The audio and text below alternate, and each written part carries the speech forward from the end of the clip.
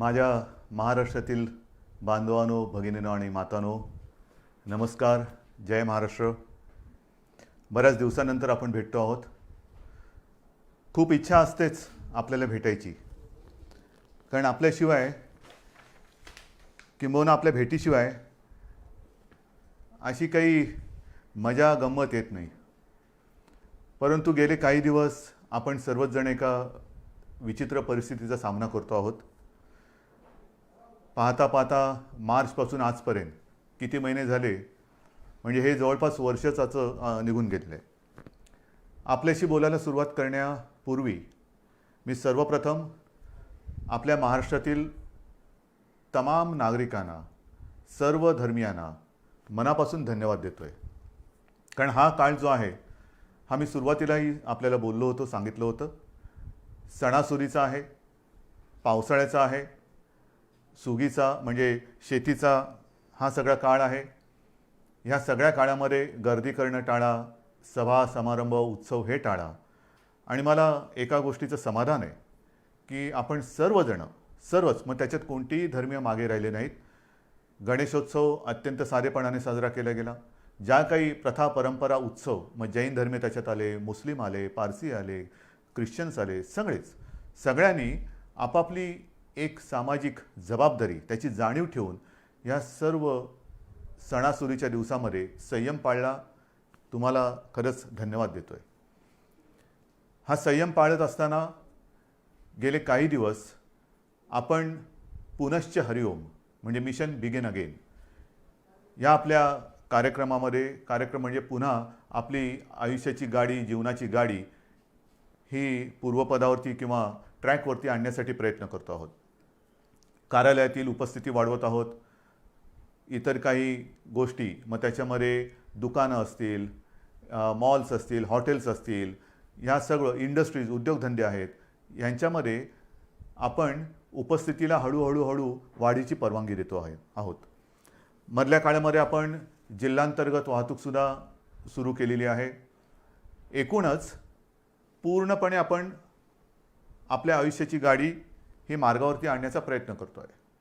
साहजिकच आहे, ह्या तीन गोष्टी एकत्र आलेल्या आहेत. एक तर आपलं आयुष्य पूर्वपदावरती आणणं, त्याच्यामध्ये सणासुदीचे दिवस, त्याच्यात पावसाळा, जी मला एक थोडी भीती होती आणि आहेच, ती समोर दिसते आहे.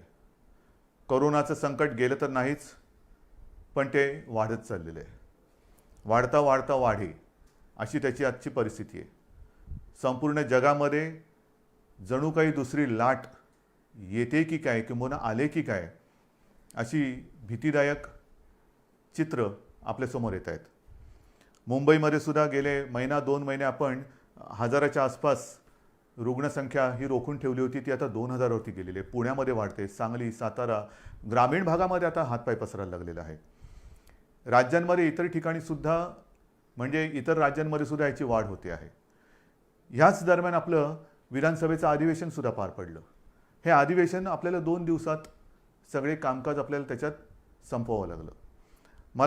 मी विधानसभेच्या अधिवेशनामध्ये सुद्धा आणि आत्ता आपल्या साक्षीने सुद्धा सर्व पक्षांना धन्यवाद देतो आहे, कारण अधिवेशनसुद्धा यशस्वी होण्यासाठी सर्वांनी सहकार्य केलं. एकूणच काय की सगळेजण आपापली जबाबदारी ओळखून सामाजिक भान ठेवून वागत आहेत. काही जणांना असं वाटत असेल कदाचित की आता कोरोना संपलाय, पुनश्च हरिओम म्हणजे आपलं राजकारण पुन्हा सुरू करावं. केलंही असेल, करायला काही हरकत नाही. तूर्त मी राजकारणाबद्दल काही बोलणार नाही, पण राजकारणाबद्दल आणि एकूणच महाराष्ट्राच्या बदनामीचा जो काही डाव आखला जातोय त्याच्याबद्दल एकदा मात्र मी जरूर मुख्यमंत्रीपदाचा मास्क हा थोडा वेळ बाजूला ठेवून आपल्याशी बोलणार आहे.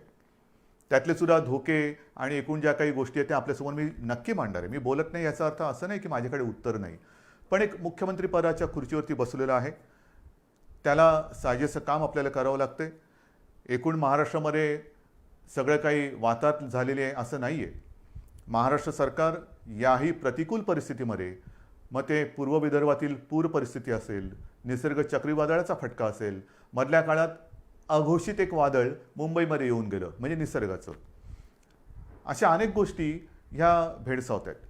पण याही परिस्थितीत महाराष्ट्र सरकार हे आपल्या सगळ्यांच्या आशीर्वादाने खंबीर पावलं टाकत आहे, यशस्वीपणाने पुढे चाललेलं आहे. हे केवळ आणि केवळ आपल्या आशीर्वादाचंच हे बळ आहे. आज मी काही गोष्टी आपल्याशी बोलणार आहेच, पण सुरुवात करताना मी करोना ह्या विषयावरतीच बोलणार आहे. कारण करोनाचं संकट हे आता हळूहळू अक्राळ विक्राळ रूप धारण करेल की काय, अशी एक जगभर चिंता व्यक्त केली जाते. WHO ह्या संस्थेने सांगितलेलं आहे की कदाचित ही पुढच्या अधिक भीषण संकटाची नांदी असू शकेल.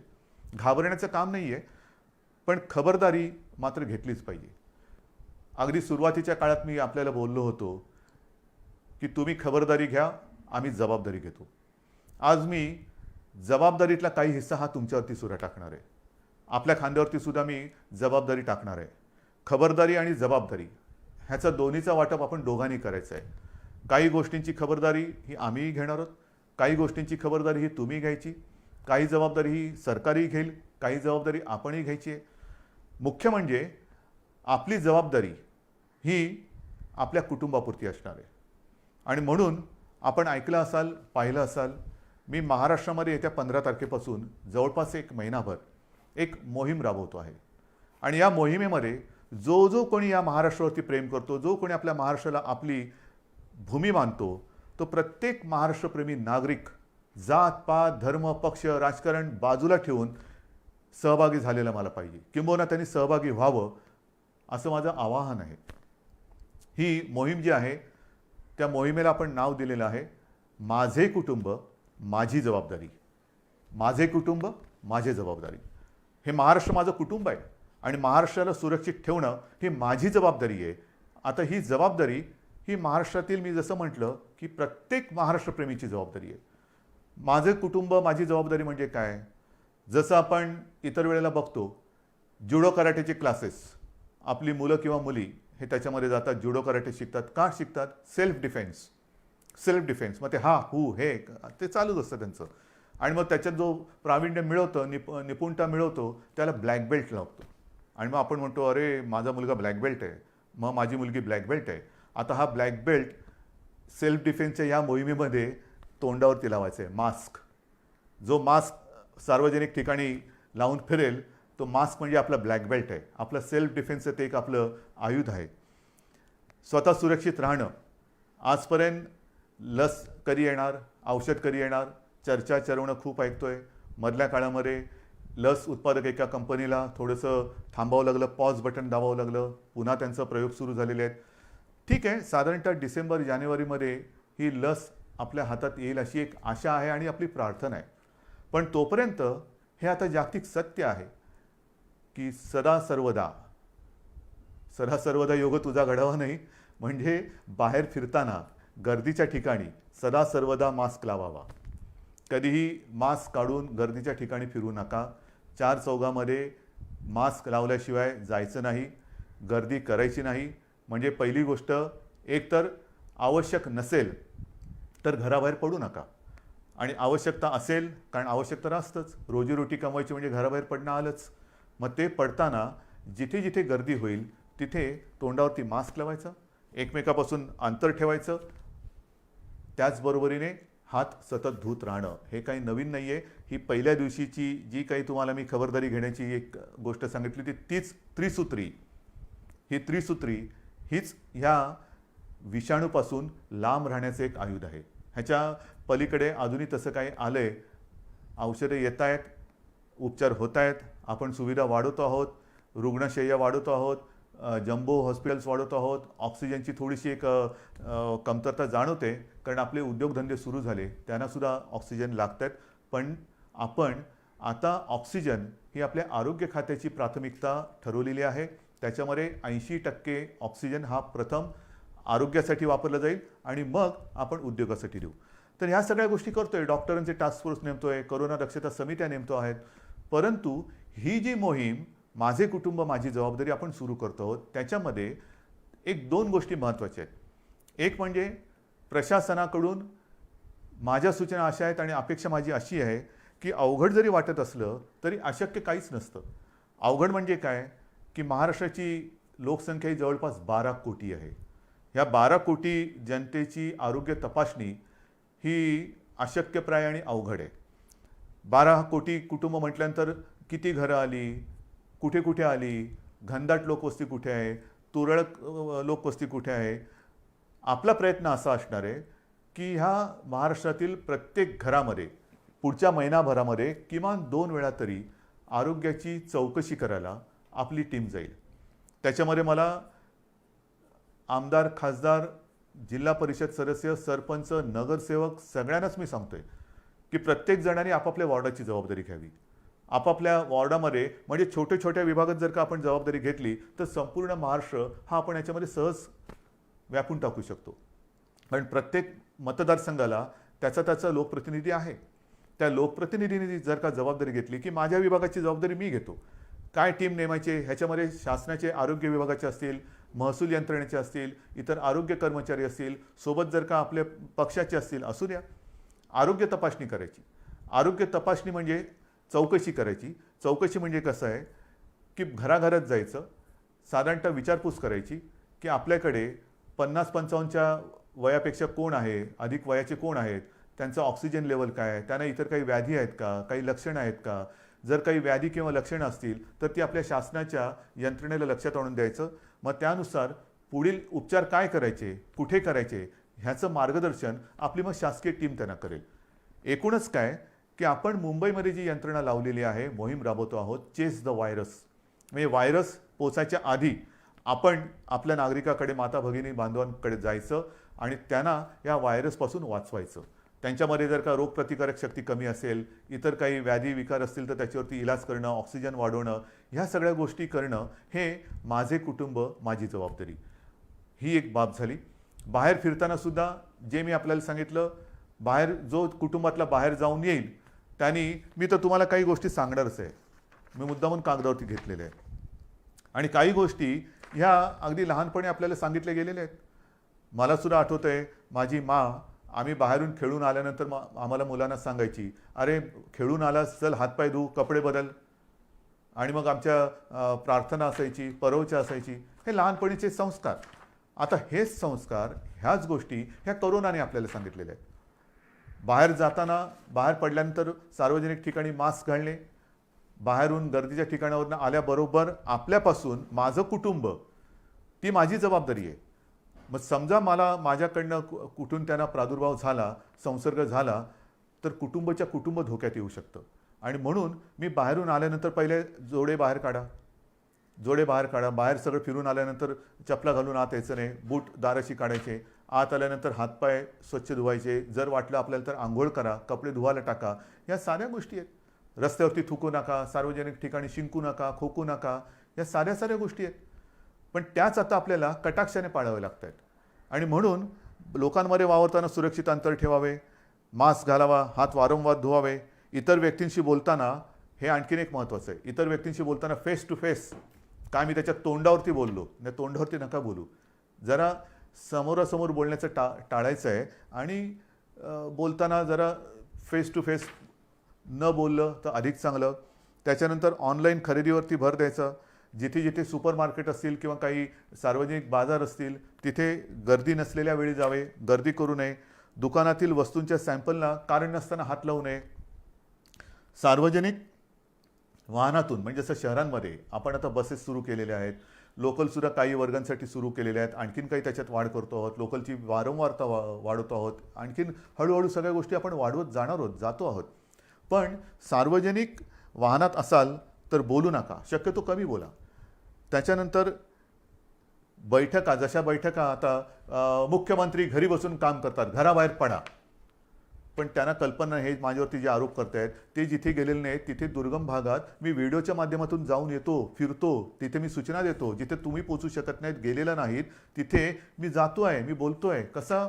या तंत्रज्ञानाच्या माध्यमातून. तर जिथे जिथे आवश्यकता असेल तिकडे किंबहुना जर का आपल्याला बैठका घ्यायच्या असतील तर व्हिडिओ कॉन्फरन्सिंग करा. हे फार महत्त्वाचं आहे. त्याच्यानंतर जर लक्षणं आढळली, कोणाला जर का वाटलं, लक्षणंसुद्धा आता मी सगळ्या काही गोष्टी तुम्हाला सांगत नाही जाणार, बऱ्याचशा गोष्टी आपल्याला कल्पना आहे. लक्षणं आढळली तर तुम्ही कुठे गेला होतात, साधारणतः कोणाला भेटला होता, त्याची एक माहिती, त्याची एक यादी ही आपल्याला तपासायला आलेल्या आरोग्य अधिकारी किंवा जी शासन यंत्रणा असेल त्याच्याकडे द्या, की जेणेकरून त्यांच्यापासून, म्हणजे त्यांच्यावरती आपण इलाज करू शकू आणि त्यांच्यापासून इतरांना होणारा संसर्ग आपण थांबवू शकू. इतरांसमोर जेवताना, कारण आता हळूहळू आपण हॉटेल्स, मोठी जी 5 स्टार असतील, लॉजेस असतील, ह्या काही हॉटेल्सना आपण परवानगी दिलेत, पूर्ण चालवायला दिलेत. त्यांच्यामधले रेस्टॉरंट्सना परवानगी दिले. गेल्या आठवड्यात मला रेस्टॉरंटची काही लोकं भेटून गेलेली जी ह्या हॉटेलच्या बाहेरची आहेत. आमचं काय करणार? जिमची लोकं येऊन भेटून गेली. आमचं काय करणार? सगळ्यांशी मी बोलतोय. त्यांना सुद्धा काही सूचनावली मला द्यायची आहेत. ती पाळा आणि आपण ते ओपन करू. आणि म्हणून इतरांसमवेत जेवताना समोरासमोर बसू नका.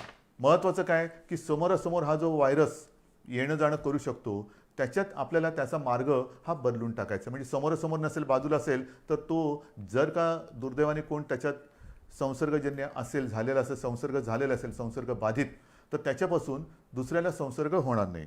जेवणातील पदार्थ इतरांना वाटताना मोठ्या बाउल्समध्ये न घेता छोट्या छोट्या वाळ्याच्यात घ्या, हे आहे. नंतर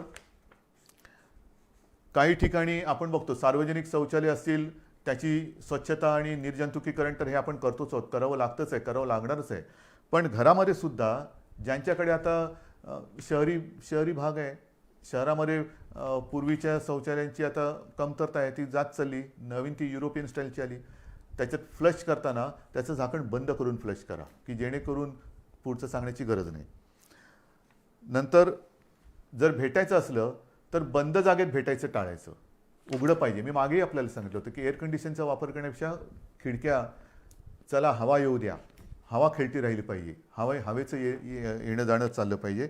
आणि अडचणीच्या जागी, अपुऱ्या जागी जास्त वेळ थांबू नका. अशा या काही गोष्टी आहेत, ह्या मी तुम्हाला ह्या मोहिमेच्या माध्यमातून सांगणार आहे. ही मोहीम आपल्याला राबवायची. ह्याच्यात मला जनतेचा सहभाग पाहिजे. लहान मुलं, तुमच्या काही सूचना असतील त्या द्या, चित्र काढा. मी जाहिरात संस्थांना बोलवणार आहे, वृत्तपत्र वाहिन्यांना बोलवणार आहे, प्रसारमाध्यमांना बोलवणार आहे. प्रत्येकजण मी काय करू शकतो, जसं ते म्हणतात ना, राम सेतू बांधताना खारीचा वाटा, प्रत्येकाने खारीचा वाटा सिंहाचा घ्यायचा तर सिंहाचा घ्या, खारीचा घ्यायचा खारीचा घ्या. पण मी या मोहिमेत आहे हे मला पाहिजे. सगळ्या जणांनी अत्यंत प्रामाणिकपणाने या मोहिमेत सहभागी होऊन, हे युद्ध आहे, हे युद्ध आता सार्वत्रिक, सगळी ज्या वेळेला जनता रस्त्यावरती उतरते तेव्हाच त्या युद्धामध्ये यश मिळतं. आजपर्यंत आपण हे युद्ध घरी बसून लढत होतो. आता मला तुम्हाला एक एक गोष्टी मी उघड करत चालू असताना, अजून मी पूर्ण ओपन केलेल्या नाहीत, कारण व्हायरस वाढतो आहे. पुन्हा लॉकडाऊन करायची वेळ येऊ नये हीच एक अपेक्षा आहे. पण जर ह्या गोष्टी तुम्ही कटाक्षाने पाळणार असाल तर, अजूनही मला काही ठिकाणी दिसतंय, मी येता जाताना बघतो, हळूहळू मुंबईमध्ये सुद्धा शिथिलता यायला लागलेली आहे.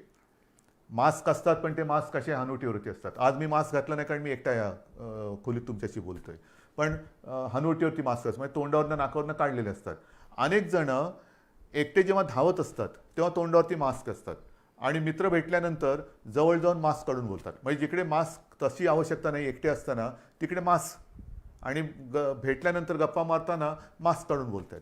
तर नाही, मला असं वाटतं की जसं इतर देशांमध्ये त्यांनी केलेलं आहे, संपूर्ण ओपन केलेलं आहे, पण कायदे कडक केलेले आहेत. सार्वजनिक ठिकाणी मास्क घातला नसेल तर कडक दंड. जर एखाद्या ठिकाणी दुकानात किंवा कुठे गर्दी झाली, त्यांचे कॅमेरे ऑन असतात, ताबडतोब ते दुकान बंद. बसमध्ये सुद्धा किंवा मेट्रोमध्ये सुद्धा गर्दी झाली, ताबडतोब तिकडे ती कारवाई केली जाते. तर ह्या काही गोष्टी ह्या कायद्याने करण्याची गरज आहे का? का आपण आपली सुरक्षितता किंवा आपली जबाबदारी आपण पार पाडू शकत नाही का? आपण करू शकतो, पण हे कायदे काही ठिकाणी आपल्याला जरूर करावे लागणार. जर का मास्क घातला नाही, दंड करावा लागणार. गर्दी झाली, पुढची थोडीशी कारवाई करावी लागणार. तर अंगवळणी या गोष्टी पडेपर्यंत थोडंफार आपल्याला या गोष्टी समजून घ्याव्या लागतील. शिथिलता आपल्या वागण्यात येता कामा नये. आयुष्यामध्ये हे संकट, हे कदाचित जगावरचं पहिलं महाभयानक संकट असेल आणि त्याचा सामना आपण करतोय, आपली पिढी त्याचा सामना करते आहे. आणि हे संकट हे शेवटचं असेलच असं नाही, कदाचित पुढे अशी संकटे येऊ शकतील आणि एकूणच ह्या संकटातून बाहेर पडताना पुढच्या संकटाचा सामना कसा करावा ते ह्या संकटातून आपण शिकू शकतो. हे झालं या कोरोनाच्या बाबतीमध्ये. पण गेल्या काही दिवसामध्ये ज्या काही गोष्टी आपण सरकार म्हणून केलेल्या आहेत, वादळं मागून वादळं, मग ती निसर्गाची वादळं असतील, राजकीय वादळ तर ठीक आहे, त्याचा सामना तर मी करेन तुमच्या सगळ्यांच्या सोबतीने. परंतु खास करून मला एका गोष्टीचं समाधान वाटते की याही कठीण परिस्थितीत आपण जे वचन शेतकऱ्याने दिलं होतं की तुमचं यांचं कर्ज पीक कर्ज हे 2 लाखापर्यंत आहे, त्या महाराष्ट्रातील सर्व शेतकऱ्यांना आपण कर्जमुक्त करणार. जवळपास 29.5 लाख शेतकऱ्यांना आपण कर्जमुक्त केलेलं आहे. एक अभिमान आहे, नक्कीच अभिमान आहे की पहिलं अधिवेशन जे आपलं झालं होतं नागपूरचं, त्या अधिवेशनात आपण जाहीर केलं होतं आणि त्याप्रमाणे जाहीर केल्याप्रमाणे आपण जवळपास 29.5 लाख शेतकऱ्यांना कर्जमुक्त केलेलं आहे. यावर्षी विक्रमी कापूस खरेदी केलेली आहे. जिथे जिथे जे काही नुकसान झालेलं आहे, आणखीन काय झालेलं असेल, तिथे तिथे सरकार म्हणून आपली जबाबदारी आपण पार पाडतो आहोत. एकूणच सरकार शेतकऱ्यांच्या आणि महाराष्ट्रातील नागरिकांच्या सोबत त्यांच्या पाठी खंबीरपणाने उभं आहे. आणखीन एक विशेष गोष्ट म्हणजे जवळपास पुढचं वर्ष आपल्या महाराष्ट्रातील जे कुपोषित बालकं आहेत, आदिवासी बालकं आहेत, अशा जवळपास 6.5 लाख बालकांना आपण वर्षभर मोफत दूध भुकटे देतो आहोत. त्याचबरोबरीने जवळपास 1.25 लाख अशा माता भगिनी आहेत ज्या गरोदर आहेत किंबहुना काही स्तनदा माता आहेत, त्यांच्या आरोग्यासाठी सुद्धा आपण ही दूध भुकटी मोफत देत आहोत. या गोष्टी करतोत आपण. गेली काही वर्ष आदिवासींसाठी, आदिवासी माता भगिनी बांधव आहेत, त्यांच्याकडे बऱ्याचदा कोणाचंच लक्ष नसतं, पण त्यांच्यासाठी खावटी अनुदान योजना जी होती, जी गेली काही वर्ष बंद झाली होती, ती सुद्धा आपण चालू केलेली आहे. शिवभोजन आपण 10 रुपयामध्ये थाळी देत होतो, ती या काळात 5 रुपयात केलेली आहे. जवळपास 2.25 कोटी, जवळपास 2.25 कोटी थाळ्यांचं वितरण या कोरोनाच्या काळात झालेलं आहे आणि हे सतत चालू आहे. बेड्स वाढवत आहोत. म्हणजे मी विधानसभेत माहिती दिली होती की जेव्हा कोरोनाचा पहिला रुग्ण आपल्या राज्यात सापडला तेव्हा संपूर्ण राज्यात साधारणतः सगळे मिळून 7,500 रुग्णशय्या होत्या. 7,500, 7,700 आणि काहीतरी. आजच्या घडीला आपल्या राज्यात सर्व बेड्स जर का धरले, त्याच्यात नेहमीचे beds, oxygen beds, ICU, ventilators, तर किमान 3,60,000 बेड्स आपण या गेल्या 4-5 महिन्यात वाढवलेले आहेत. ICU बेड्स वाढवलेले आहेत, डायलिसिसचे बेड्स वाढवलेले आहेत. म्हणजे असं काही नाही की लॉकडाऊन करून आपण गप्प बसलो. लॉकडाऊनमध्ये संसर्गाची साखळी तोडणं, पण त्याचबरोबरीने आपण आरोग्यविषयक सुविधा तयार करणं, हे काम आपण करतो आहोत आणि आज देखील ह्याच्यात खंड नाही पडलेला. जिथे जिथे आवश्यकता असेल तिथे तिथे आपण ह्या बेडची संख्या वाढवतो आहोत. इतर ऑक्सिजन जसं मी म्हटलं तसं थोडे दिवस थोडीशी आपल्याला एक उणीव भासते आहे, चणचण भासते आहे, कारण ऑक्सिजन जरी उपलब्ध असला तरी त्याच्यासाठी कंटेनर उपलब्ध होत नाहीत. तर ह्या सगळ्या गोष्टी जुळवाजुळव करून आपण यातनं मार्ग काढतो आहोत. औषधांमध्ये सुद्धा कुठेही आपण पुरवठा करण्यामध्ये कमी पडत नाहीत. सगळ्या गोष्टी करतो आहोत. किती गोष्टी तुम्हाला सांगायच्या. माझ्याकडे इकडे कागदाची चवडच आहे. ह्या सगळी चवड जर का वाचत बसलो तर संध्याकाळ काय रात्रसुद्धा झाली तरी आपण बोलतच बसू. शिक्षणाच्या बाबतीत सुद्धा ह्या सगळ्या गोष्टी अवघड आहेत, होत्याच. कारण काही ठिकाणी आपण ऑनलाईन शिक्षण सुरू करू शकलो, काही ठिकाणी ऑनलाईनची व्यवस्थाच नाही.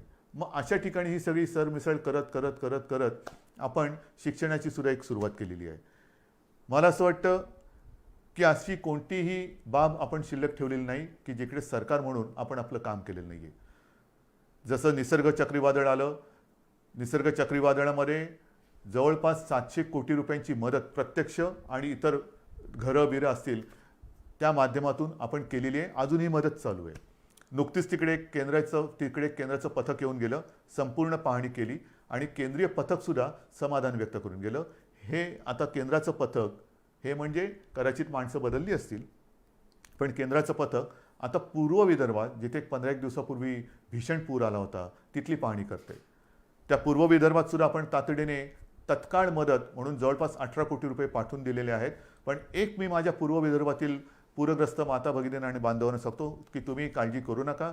ज्याप्रमाणे आपण कोल्हापूर आणि सांगली इथल्या पुरामध्ये जशी गेल्या वर्षी त्याच्या 1-1.5 वर्षात जो पूर आला होता तिथल्या जनतेला मदत केली, तशीच संपूर्णपणे मदत ही महाराष्ट्र सरकार, तुमचं सरकार तुम्हाला केल्याशिवाय राहणार नाही.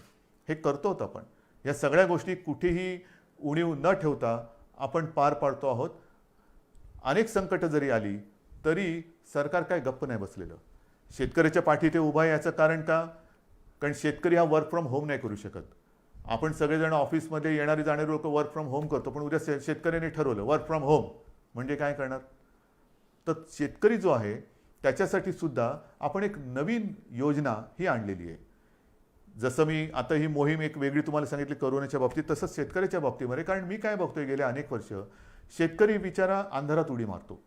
त्याला कल्पना नाही आहे की उद्या निसर्ग राजा त्याला साथ देईल का प्रकोप दाखवेल, रुसेल का हसेल, त्याला काहीच सांगता येत नाही.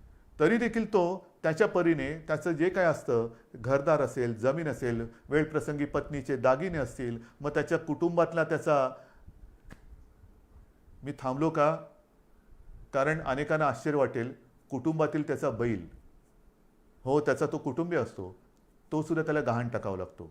आणि सगळं गहाण टाकून म्हणजे आयुष्यच गहाण टाकतो. आणि त्या आपल्या मातीमध्ये सोयाबीन पिकवेल, तूर पिकवेल, कधी कापूस पिकवेल, हे आपल्या विभागवारही अशी रचना झालेली आहे. आणि मग आपल्याला अनुभवास काय येतं, जर निसर्गाने साथ दिली, पीक तरारून आलं, तर त्याला जास्त झालं म्हणून भाव मिळत नाही. निसर्ग रुसला, पावसाने झोडलं, गारपीट झाली, तर उभं पीक म्हणजे सोनं त्याच्या डोळ्या देखत मातीमोल होतं. म्हणजे तरी त्याची पंचायत झाली. डोक्यावरती कर्जाचं ओझं हे वाढतच चालतं. त्या डोंगरातून तो कधी, डोंगराखालून तो कधी बाहेरच येत नाही. आणि म्हणून आपण शेतकऱ्यांसाठी जे पिकेल तेच विकेल, जे विकेल ते पिकेल. आतापर्यंत जे पिकेल ते विकेल असं होतं, पिकणार ते विकणार काय. आता मी उलटं केलं, जे विकेल तेच पिकेल. म्हणजे काय की साधारण कृषी खातं जे आपलं आहे ते एकूण जगभर बघेल, राज्यात बघेल, देशात बघेल की यावर्षी कोणत्या पिकाला बाजारपेठ आहे, कोणतं पीक कुठे विकलं जाईल. कापूससुद्धा किती विकला जाईल, कोणत्या दर्जाचा विकला जाईल, सोयाबीन असेल, तूर असेल, तांदूळ असेल, मका असेल, कोणत्या प्रतीचा, कोणत्या दर्जाचा मका पाहिजे, तूर पाहिजे, सोयाबीन पाहिजे. आणि तसंच बी बियाणं हे शेतकऱ्याला दिलं जाईल. म्हणजे महाराष्ट्राची ओळख एक दर्जेदार पीक देणारा महाराष्ट्र अशी आपल्याला करायची. जे विकणार असेल तेच आम्ही पिकू आणि आम्ही जे पिकू ते विकणार आहोत. आणि त्याच्यासाठी आपण गटशेती म्हणा, शेतकऱ्यांना सुद्धा जो असंघटित शेतकरी आहे त्याला आपण संघटित करतो आहोत. त्यांच्या काही सूचना आपण घेतो आहोत. गेल्या आठवड्यामध्येच हा मी कार्यक्रम केला. सगळ्या शेतकरी दादांना ह्या कार्यक्रमाची कल्पना दिली की आता तुम्ही अंधारात उडी नका मारू. आपण, सरकार तुमच्या सोबत आहे. एखादं पीक आल्यानंतर हमी भाव, हमी भाव, हमी भाव. आता हमी भाव नाही, आता हमखास भाव. माझं जे काही मी मेहनत करतो आहे, कष्ट करतो आहे, रात्री सुद्धा जाऊन मेहनत करतो आहे, शेतामध्ये राबतो आहे, आणि सोनं पिकवल्यानंतर त्या सोन्याला सोन्याचा भाव मिळणार नसेल तर हे सगळं फुकट गेलं. आणि त्याच्यासाठी हमी भाव आता मागायचं नाही, हमखास भाव. आणि जे मी पिकवणार आहे ते विकलं गेलंच पाहिजे. ही जी एक साखळी आहे ती साखळी आता आपण निर्माण करतो आहोत. आणि त्या साखळीमध्ये हा सगळा नाशिवंत माल असतो, भाजीपाला असेल, धान्य असेल, त्यांच्यासाठी विभागवार आपण शीतगृह असतील किंवा स्टोरेज, कोल्ड स्टोरेज, गोडाऊन्स असतील, त्याची एक साखळी निर्माण करतो आहे. त्यांना येण्या जाण्याची जी काय माल वाहतूक असेल ती जी वाहतूक आहे त्याच्यासाठी वेगळं काही आणखीन करता येते का ते बघतोय. त्यांना वाहनं उपलब्ध करून द्यायची, बाजारपेठ उपलब्ध करून द्यायची, कोणत्या बाजारात कसली मागणी आहे त्याच्याप्रमाणे तो त्याचा माल तिकडे नेऊन विकायला त्याला आपण मदत करणार आहोत. अशा अनेक गोष्टी आपण शेतकऱ्यांसाठी करतोय. आपल्या राज्यातला शेतकरी ह्या कर्जबाजारी यापुढे राहता कामा नये. स्वतःच्या पायावरती अभिमानाने तो बोलला पाहिजे की मी माझ्या महाराष्ट्रातला शेतकरी आहे. आणि ही जी आताची कोरोनाची एक लाट येते, लाटेमागून लाट, ह्याच्यामध्ये असं म्हटलं जातं की अनेक देशांमध्ये भूकबळी जाण्याची शक्यता आहे. भूकबळी म्हणजे त्या देशांमध्ये शेती जिथे होत नाही तिथे त्यांना अन्नधान्य हे बाहेरून आणावं लागतं. हा आपला देश हिंदुस्थान हा तर कृषीप्रधान देश आहे. आणि कृषीप्रधान देशामध्ये महाराष्ट्र हे सगळ्यात प्रगत प्रयोगशील राज्य आहे. महाराष्ट्रामध्ये सतत प्रयोग हे होत राहतात. सुधारणा, आधुनिकीकरण हे हा महाराष्ट्राचा स्थायी भाव आहे. आणि म्हणून मला शेतीमध्ये सुद्धा ही आगळी वेगळी क्रांती करायची आहे तुमच्या साहाय्याने. हे सगळं झालं, आत्तापर्यंत तुमच्याशी मी बोललो. त्याच्यानंतर जे मी तुम्हाला सांगितलं की एका मागोमाग एक विषय येत आहेत. गेल्या आठवड्यात अचानक असाच विषय समोर आलेला आहे, तो मराठा आरक्षणाचा. मराठा आरक्षण खरं म्हणजे हा विषय अशा पद्धतीने येण्याची काही आवश्यकता नव्हती. आपण महाराष्ट्र राज्याने सर्व पक्षाने, म्हणजे त्याही वेळेला सत्तेमध्ये शिवसेना होतीच, भारतीय जनता पक्षासोबत होती, राष्ट्रवादी आणि काँग्रेस विरोधात होते, तरी देखील चारही महत्त्वाच्या पक्षांनीच नव्हे तर विधिमंडळातील सर्व पक्षांनी एकमताने मराठा समाजाच्या न्याय हक्काचा हा जो काही लढा होता त्याला न्याय देण्यासाठी मराठा आरक्षणाचा निर्णय घेतला. सर्व पक्षांनी घेतला. एक मताने घेतला, बहुमताने घेतला नाही, एक मताने घेतला आणि आपण तो मंजूर केला. त्याला इकडे उच्च न्यायालयात आव्हान दिलं गेलं, ते आपण जिंकलो. त्याच्यानंतर सर्वोच्च न्यायालयात आव्हान दिलं गेलं, ती लढाई आपण लढतो आहोत. ही लढाई लढताना पहिल्या सरकारने जे वकील दिले त्याच्यात कोणी आपण बदलले नाही. देशातील जे सर्वोत्तम सर्वोत्तम सर्वोत्तम वकील असतील ते आपण त्याच्यात दिलेले आहेत. त्याचबरोबरीने वकील कमी न करता आणखीन त्याच्यात ज्यांनी सूचना दिल्या तेही वकील आपण त्या पॅनलवरती घेतलेले आहेत. बरोबरीने काही संस्था काही व्यक्ती या केसमध्ये त्याच्यात त्याने इंटरव्हेन केलं, त्यांनी देखील त्यांच्या परीने त्यांच्या पसंतीचे वकील याच्यात दिले. एकूण काय की कुठेही आपण कोर्टामध्ये आर्ग्युमेंट करायला कमी पडलेलो नाही, अजिबात नाही. आपली मागणी सर्वोच्च न्यायालयात काय होती की जसं देशातील इतर राज्यांमध्ये आरक्षणाचा प्रश्न हे प्रलंबित ठेवले गेलेले आहेत, मग लार्जर बेंचसमोर म्हणजे 3 का 5 त्यापेक्षा जास्त न्यायाधीशांच्या बेंचसमोर जसे इतर राज्यातील आरक्षणाचे प्रश्न हे मांडले जात आहेत तशीच परवानगी आम्हाला मोठ्या बेंचसमोर जाण्यासाठी द्या. ही आपली गोष्ट सर्वोच्च न्यायालयाने मानली, नक्कीच मानली. त्याच्याबद्दल मी त्यांना धन्यवाद देतोय.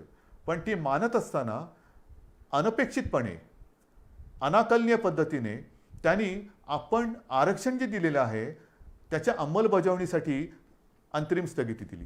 इतर राज्यात कुठे दिलंय का हे उघड आहे, जिथे असेल तिथे असेल, नसेल तिथे नसेल, पण मला नाही वाटत कुठे दिलेली आहे. म्हणजेच काय की हा विषय किचकट असताना हे मानल्यानंतर मोठ्या बेंचसमोर जायला परवानगी दिली गेलेली आहे, पण ती देताना ज्या स्थगितीची गरज नव्हती ती स्थगिती दिली. ह्याच्या विरुद्ध आता संपूर्ण आपण चर्चा करतो. 2 दिवसापूर्वी मी ह्या विषयामध्ये ज्या संस्था व्यक्ती सहभागी आहेत, अत्यंत पोटतिडकीने काम करतायत, आपली मतं मांडतायत, ह्या केसच्या सुनावणीच्या वेळेला सुद्धा मी स्वतः एक किमान 2-4 वेळा तरी व्हिडिओच्या माध्यमातून अशोकराव चव्हाण असतील, आपले एकनाथ शिंदे आहेत, विजय वडेट्टीवार आहेत, अजितदादा आहेत, बाळासाहेब थोरात आहेत, किती मंत्र्यांची नावं घ्यायची, जयंतराव पाटील आहेत, ह्या दिलीपराव वळसे पाटील आहेत, ह्या सगळ्यांसमवेत आम्ही या व्यक्तींशी, संस्थांशी आणि ज्येष्ठ विधितज्ञांची चर्चा करत आपल्याला काय बोललं पाहिजे, कसं बोललं पाहिजे हे ठरवत तिथे आपण कोर्टासमोर आपण बाजू मांडली. तरी हा निकाल आला. आता सुद्धा 2 दिवसापूर्वी आपण ही बैठक घेतली. काल सुद्धा अशोकरावांनी आणि इतर मंत्र्यांनी, ज्येष्ठ विधी तज्ज्ञ जे आहेत, मुकुल रोहतगी आहेत, आणखीन सगळे आपले वकील आहेत, त्यांच्यासोबत एक व्हिडिओ कॉन्फरन्स केली. आपल्याशी बोलल्यानंतर पुन्हा मी त्या बैठकीला आता जाणार आहे. उद्या परत काही बैठक होईल. एकूण काय की सर्वांची मतं लक्षात घेऊन पुढे काय करायचं, जोपर्यंत ह्याचा निकाल लागत नाही तोपर्यंत आपण पुढचं पुन्हा कोर्टात तर जाणार आहोत, पण ते जाताना नेमकं काय गाऱ्हाणं मांडायचं, कोणासमोर मांडायचं, कसं मांडायचं. अगदी विरोधी पक्ष नेत्यांना सुद्धा मी आपल्यासमोर येण्यापूर्वी फोनवरती बोललेलं आहे. ते बिहारमध्ये आहेत आत्ता. परवाच्या बैठकीला ते येऊ शकले नाही कारण ते बिहारला गेले होते आणि त्यांनी मला सांगितलं की कोणतेही राजकारण न करता उद्धवजी आम्ही या समाजाच्या मागणीसाठी सरकारसोबत आहोत. तर मला मराठा समाजाच्या माता भगिनींना आणि बांधवांना एक विनंती करायची आहे. तुमच्या भावना आणि आमच्या भावना वेगळ्या नाहीत. अन्यायाविरुद्ध लढा, आंदोलनं जरूर करा, काही हरकत नाही. पण केव्हा, जर सरकार देत नसेल तेव्हा. इथे तर सरकार आपलं आहे, सरकारने निर्णय घेतलेला आहे. मग लढाई कोणाशी, कशावरती रस्त्यावरती उतरायचं, कशासाठी आपण आपला उद्रेक किंवा उद्वेग जो काय आहे त्याचं तो रस्त्यावरती आणायचा. आपण एकत्र आहोत. तुमच्या मागण्यांना आपण न्याय दिलेला आहे. त्याला आव्हान दिलं गेल्यानंतरही राज्य सरकार ही तुमची बाजू हिरारीने, जिद्दीने, चिकाटीने, चिवटपणाने आणि वेळप्रसंगी आक्रमकपणे ही न्यायालयासमोर मांडते आहे. सरकार तुमच्यासाठी भांडत आहे. तुमच्या सगळ्यांच्या सूचना त्यांचा गांभीर्याने विचार करून आम्ही मार्ग काढतो आहोत. आता मी काय काय काढू शकतो त्याच्यावरती मी बोलत नाही, कारण पुन्हा मी काय बोललो तर या केसवरती त्याचा दुष्परिणाम होऊ नये. पण सगळ्या सूचना आम्ही घेतलेल्या आहेत, अजूनही घेतो आहोत आणि त्याचा सारासार विचार केल्यानंतर कायदेशीररित्या आपल्याला पहिला एक दिलासादायक मार्ग काय घेता येईल तो सुद्धा आम्ही विचार करतो आहे. आणि तो केल्यानंतर पुन्हा कोर्टात तर जातोच आहोत, कारण मोठ्या बेंचसमोर तर जायचंच आहे आपल्याला. हा निकाल तर आपल्या बाजूनी लागावा ह्याच्यासाठी आपल्याला कायदेशीर लढाई करायची आहेच. ती करण्यात कुठे तसूभर सुद्धा हे सरकार मागे राहणार नाही, हे वचन मी परवाच दिलेलं आहे. आजही पुन्हा ते मी देतो आहे. आणि म्हणून मी आपल्याला विनंती करतो आहे की सरकार आपल्यासोबत आहे. सरकारने निर्णय घेतलेला आहे. हा निर्णय घेतल्यानंतर एक तर हे करोनाचं संकट आहे, त्याच्यात अधिक आंदोलनं मोर्चे कृपा करून काढू नका. ज्याची खरंच आवश्यकता नाही ती एवढ्यासाठी की संपूर्णपणे अगदी शब्दशः सरकार हे तुमच्या भावनेशी सहमत आहे. तुम्हाला न्याय मिळवून देणं हे आमचं कर्तव्य आहे. आम्ही वचनबद्ध आहोत आणि म्हणून या परिस्थितीमध्ये आपण एकजुटीने आजपर्यंत जे काही वाटचाल करत आलेलो आहोत त्या एकजुटीला तडा जाईल असं कृपा करून करू नका. कोणी गैरसमज पसरू नका, कारण याच्यात गैरसमज पसरवण्यासारखं काही नाही. जे काय आहे ते सगळं समोर आहे. आपण सगळे एकत्र आहोत. एकजुटीने हा न्याय मिळवून घेतल्याशिवाय थांबायचं नाही हा निर्धार करून आपण पुढे जात आहोत. म्हणून महाराष्ट्रातील तमाम जनतेला मी पुन्हा एकदा विनंती करतो आहे की हे करोनाचं संकट, या संकटामध्ये आता जबाबदारीचा सुद्धा एक हिस्सा हा आपल्याला घ्यावा लागणार आहे. गावोगावी ज्या वेळेला ही पथकं येतील तेव्हा आपण स्वतःहून त्याला सहकार्य करा. कोणी घाबरण्याचं कारण नाही. करोना जरी औषध नसलं तरी वेळेमध्ये जर का लक्षात आला तर अनेक जण हे बरे होऊन सुखरूप घरी गेलेले आहेत, जात आहेत. रोजचा आकडा हा पुरेसा बोलका आहे, पण हे संकट वाढतंय हे सुद्धा तितकंच खरं. या संकटाचा सामना करण्यासाठी ज्या सूचना आजपर्यंत सरकार म्हणून आम्ही आपल्याला करत आलो त्या सूचनांचं जसं पालन केलं तसंच याही पुढे तुम्ही कराल आणि ह्या युद्धात आपण निर्णायक विजय मिळवू हा आत्मविश्वास व्यक्त करून तूर्त मी आपली रजा घेतो. जय हिंद, जय महाराष्ट्र.